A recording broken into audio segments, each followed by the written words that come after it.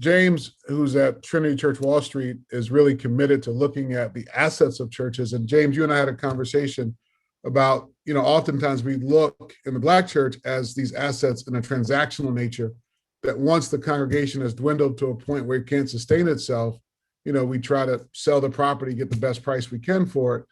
But I appreciated some of the work you're doing in the Anglican Community Episcopal Church of reimagining these assets, not as in a transactional way, but how do we sort of continue the legacy and the mission of that property? Could you say more about your work and how we might glean from what you're doing?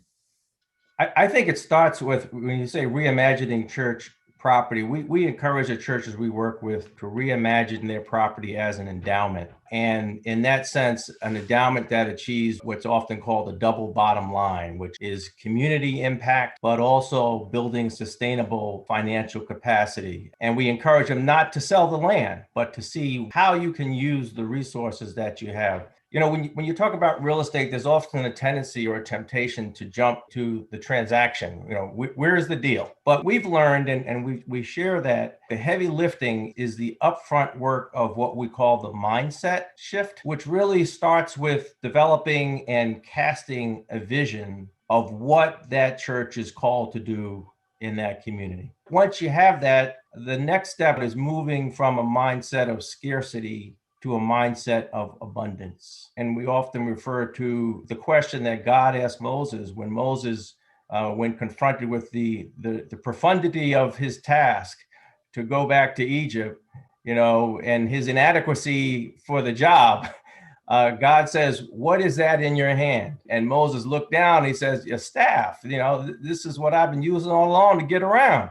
And that became a major instrument of God's power in Moses' ministry and Moses' life. And so we ask each of the parishes and churches we work with to ask themselves that same question. What is in your hand? What do you have? And just for example, I had a call this morning with a church we're working with in Zimbabwe. They were asking themselves a question. They said, "You know what we have a lot of? We have a lot of sunlight." and land to work with. And so we're working with them on thinking through how to potentially do a solar farm.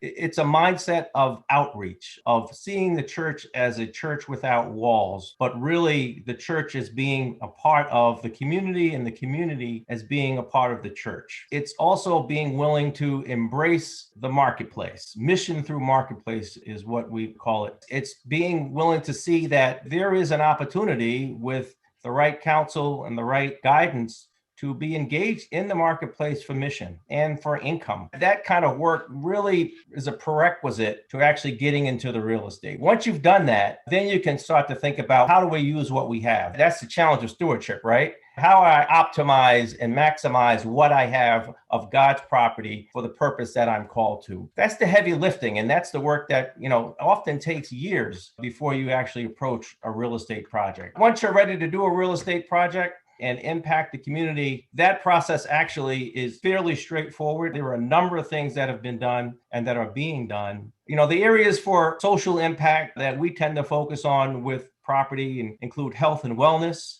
education, housing, food, and also the blessing of a gatherings place, a safe space where people in a community can gather that's inclusive and that allows them to just be present and be with one another. That's a particular blessing that churches can hope to be able to do. And then we've looked at a number of tools, from ground leases to air rights to licensing and redevelopment and land banking. There are a host of things that can be done, but the real heavy lifting is that upfront work of the mindset shift that has to occur.